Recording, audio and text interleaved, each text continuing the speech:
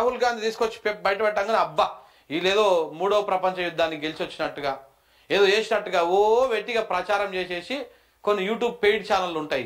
ఇంకా ఇవి పెట్టేసి ఇక మొత్తం ఎన్నికల సంఘం భాగవతం మొత్తం బయట పెట్టిన రాహుల్ గాంధీ అని చెప్పేసి పెద్ద పెద్ద ఇన్వెస్టిగేషన్ స్టోరీలు చేసేసి ప్రచారాలు చేస్తారు. ఆ కథ ఆ రోజు నేను కూడా ఒక వీడియో చేసిన. ఒరే నాయన, ఇది కాంగ్రెస్ పార్టీ ఓడిపోయినటువంటి దగ్గర కాదు, కాంగ్రెస్ పార్టీ గెలిచిన దగ్గర కూడా చేయాలి సేమ్ ఇట్లనే చేస్తే. ఒకవేళ అక్కడ లేదు అనుకో, ఇప్పుడు వీళ్ళు ఏం చేస్తున్నారంటే రాహుల్ గాంధీ చాలా విచిత్రంగా చాలా డిఫరెంట్గా చేస్తున్నాడు. బీజేపీ గెలిచిన దగ్గర మాత్రము ఓట్ చోరీ జరిగిందా లేదా అని చెప్తా ఉన్నాడు. జరిగిందా లేదా అని చెప్తా ఉన్నాడు. ఇక్కడ ఏమన్నా ఫేక్ ఓట్లో లేకపోతే రెండు ఓట్లో డూప్లికేట్ ఓట్లో ఫోటోలు లేకపోవడమో ఇట్లాంటివన్నీ ఐడెంటిఫై చేసి ఇగో ఇదంతా జరిగింది, ఓట్ చోరీ జరిగింది, బీజేపీ గెలిచింది అందుకే అని చెప్తా ఉన్నాడు. నేనేమంటా ఉన్నా, ఈ దేశంలో ఏ నియోజకవర్గం అయినా తీసుకోండి, ఎంపీ నియోజకవర్గం లేకపోతే ఎమ్మెల్యే నియోజకవర్గం ఏదైనా తీసుకొని కాంగ్రెస్ పార్టీ గెలిచినటువంటి దగ్గర కూడా సేమ్ ఎట్లయితే జరిగిందో ఎట్లయితే చేసిర్రో అట్లా ఒక నియోజకవర్గాన్ని శాంపిల్గా తీసుకొని చెయ్యండి.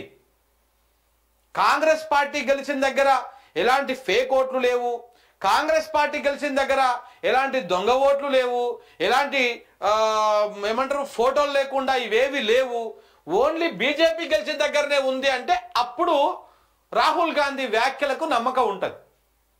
వీళ్ళకి చాలా విచిత్రమైనటువంటి వాదన ఉంటుంది. లోకంలో వీళ్ళు మాత్రమే తెలివిమంతులు అయినట్టు, ఇంకెవడు తెలివిమంతులు కానట్టు. ఆ రోజే బెంగళూరు సౌత్ లోక్సభ నియోజకవర్గం పరిధిలోని మహదేవ్పురా నియోజకవర్గంలో వీళ్ళేదో పెద్ద కట్టగట్టినట్టు పొత్త తీసుకొచ్చి బయట పెట్టిన రోజు నేను చెప్పిన. మహదేవ్పురాలో బీజేపీ గెలిచింది కాబట్టి అక్కడ ఓట్ చోరీ జరిగిందని మీరు చెప్తా ఉన్నారు. సంతోషం, నిజంగా జరిగింది కావచ్చు.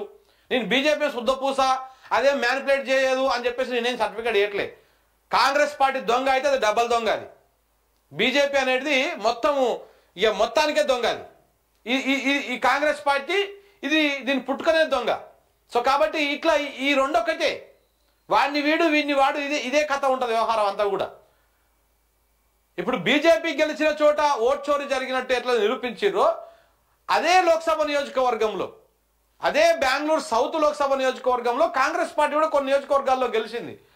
అక్కడ కూడా సేమ్ ఇట్లనే ఫేక్ ఓట్లు ఉన్నాయా, రెండు ఫోటోల ఓట్లు ఉన్నాయా, లేకపోతే ఇంకా ఏమన్నా ఉన్నాయా, ఇట్లాంటివన్నీ మీరు కూడా స్టడీ చేసి ఇగో మేము కాంగ్రెస్ పార్టీ గెలిచిన దగ్గర ఎలాంటి ఫేక్ ఓట్లు లేదు, మొత్తం మేము మంచి ఓట్లతోటి గెలిచినాము, బీజేపీ గెలిచిన దగ్గర మాత్రమే దొంగ ఓట్లు ఉన్నాయి, ఇక్కడ ఓట్ చోరీ జరిగిందని చెప్పేసి నిరూపిస్తే అప్పుడు రాహుల్ గాంధీ చెప్పిన దానికి ఒక అర్థం ఉంటుంది. దేశంలో ఎన్నికల సంఘం ఫెయిల్యూరు, దాన్ని ఎవడు కాదనలేడు. ఎన్నికల సంఘం సరిగ్గా పనిచేయదు, దాన్ని కూడా ఎవడు కాదనడం లేదు. ఎన్నికల సంఘం మ్యానిపులేట్ అవుతుంది, దాన్ని కూడా ఎవడు కాదనడం లేదు. ఎన్నికల సంఘము స్వతంత్ర ప్రతిపత్తి కలిగినటువంటి సంస్థనే అయినప్పటికీ, అదొక వ్యవస్థనే అయినప్పటికీ అది కంప్లీట్ డిపెండెంట్గా ఆధారపడిపోయింది. అధికారంలో ఏ పార్టీ ఉంటే ఆ పార్టీకి తొత్తులు లెక్క మారిపోతా ఉన్నారు. దానికి ఎగ్జాంపుల్ కూడా చెప్పిన నేను నిన్న. ఇప్పుడు మొన్న జీవో నెంబర్ 9 మీద స్టే ఇచ్చింది హైకోర్టు, నోటిఫికేషన్ మీద స్టే ఇవ్వలేదు. ఎందుకు వీళ్ళు ఎన్నికలు మీరు నిర్వహించాము ఆపేస్తున్నాం అని చెప్పి ఎందుకు ప్రకటించాలి? ఇలా జీవో నెంబర్ 9 ప్రకటించిన హడావుడిగా ఆ జీవో నెంబర్ 9 రాగానే గంటల వ్యవధిలోనే ప్రెస్ మీట్లు పెట్టేసి ఎందుకు మేము ఎన్నికలు నిర్వహిస్తామని చెప్పేసి ప్రకటించాలి? ఇదంతా దేనికోసం ఈ డ్రామా అంతా? ఎవరి చేతుల్లో ఎవరి జేబుల్లో ఉంటున్నారు వీళ్ళందరూ? ఎన్నికల సంఘం కంప్లీట్గా రాష్ట్రంలో అధికారం ఉన్నటువంటి పార్టీ చేతుల రాష్ట్ర ఎన్నికల సంఘం, కేంద్రంలో అధికారం ఉన్నటువంటి పార్టీ చేతుల కేంద్ర ఎన్నికల సంఘం. ఇది ఓపెన్ సీక్రెటే. ఇప్పుడు జూబ్లీహిల్స్ ఇన్ని మాట్లాడిన రాహుల్ గాంధీ ఇప్పుడు జూబ్లీహిల్స్ మీద కూడా మాట్లాడాలి కదా. ఇక్కడ కూడా కనపడతా ఉన్నాయి కదా, ఇన్ని ఫేక్ ఓట్లు, ఇంత దొంగ కథ నడుస్తూ ఉంది కదా. మరి వీటి మీద మాట్లాడతారా అంటే మాట్లాడరు.